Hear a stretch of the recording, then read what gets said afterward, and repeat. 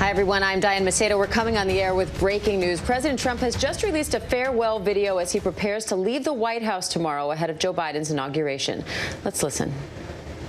We are a truly magnificent nation. All Americans were horrified by the assault on our Capitol. Political violence is an attack on everything we cherish as Americans. It can never be tolerated. Now more than ever, we must unify around our shared values and rise above the partisan rancor and forge our common destiny. It was about America first because we all wanted to make America great again. We restored the principle that a nation exists to serve its citizens. Our agenda was not about right or left. It wasn't about Republican or Democrat, but about the good of a nation, and that means the whole nation. With the support and prayers of the American people, we achieved more than anyone thought possible. Nobody thought we could even come close. We achieved a series of historic peace deals in the Middle East. Nobody believed it could happen. The Abraham Accords opened the doors to a future of peace and harmony, not violence and bloodshed. It is the dawn of a new Middle East, and we are bringing our soldiers home. I am especially proud to be the first president in decades who has started no new wars. Above all, we have reasserted the sacred idea that in America, the government answers to the people. Our guiding light, our North Star, our unwavering conviction has been that we are here to serve the noble, everyday citizens of America. Our allegiance is not to the special interests, corporations, or global entities. It's to our children, our citizens, and to our nation itself. As president, my top priority, my constant concern, has always been the best interests of American workers and American families. I did not seek the easiest course. By far, it was actually the most difficult. I did not seek the path that would get the least criticism. I took on the tough battles, the hardest fights, the most difficult choices, because that's what you elected me to do. Your needs were my first and last unyielding focus.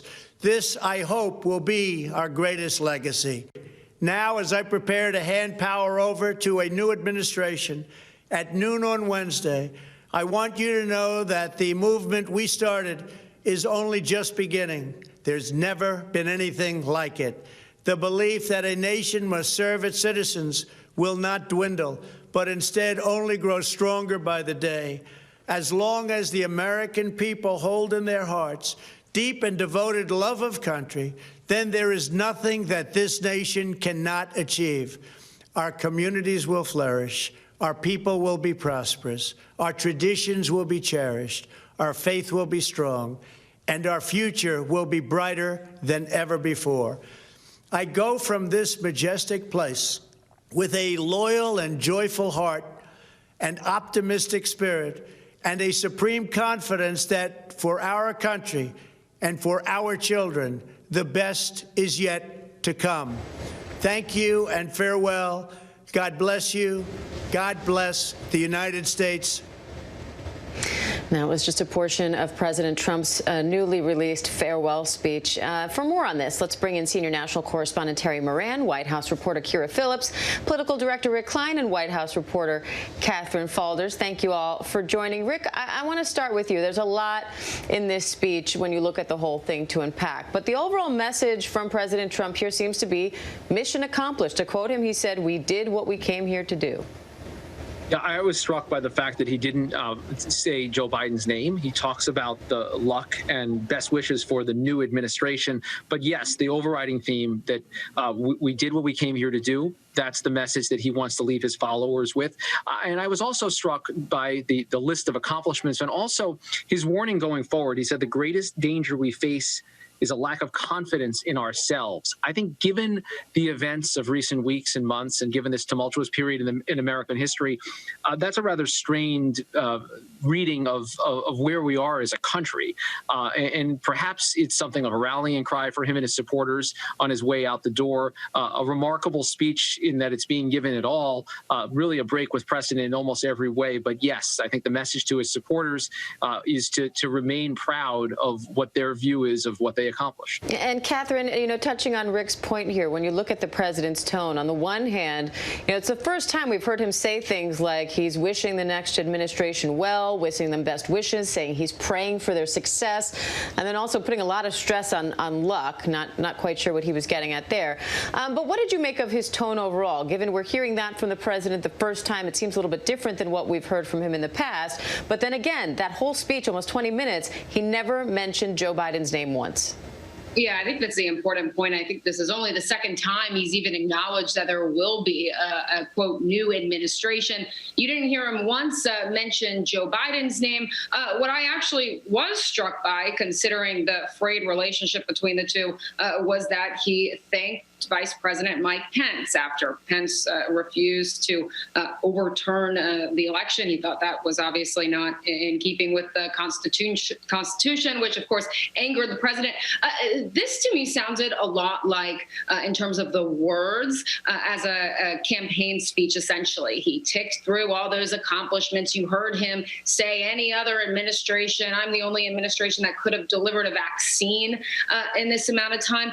The tone more subdued. Obviously, you don't have the audience and the thousands of people who typically attend his rallies. But that was my main takeaway from it. And frankly, the fact that he didn't mention Biden's name at all, or he did wish the new administration good luck, but not specifically Biden or Harris. And this video was released almost simultaneously as President-elect Biden was touching down at Joint Base Andrews. And Terry, it was interesting that he also mentioned that how all Americans were horrified by what happened at the Capitol, but also that now we must unify and rise above partisanship. Well, that's certainly what he said. Of course, that riot, that attack on the Capitol, that insurrection and effort to stop the counting of votes in an election that he lost, that'll be the first line historians write about his administration. There's no question. But what we heard from him, he's going out the way he came in. He's going out as a nationalist. He was never really a Republican or a Democrat. He has this hardwired connection to tens of millions, scores of millions of our fellow citizens, like few other politicians, maybe no other politician that I, in my lifetime, has. He can bend reality for them. He won the election, and they were willing to storm the Capitol to prove it.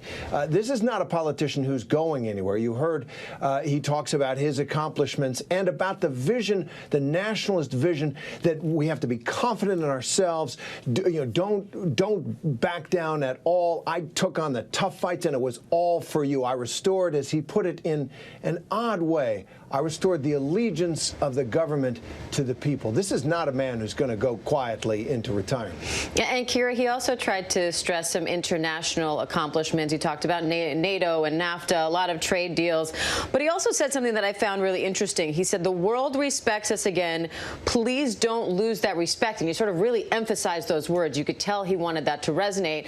And then went out of his way to mention that he did not start any new wars, that no new wars happened on his watch. Yeah, and it's interesting how we can define the word war. He also mentioned, I leave with a joyful heart.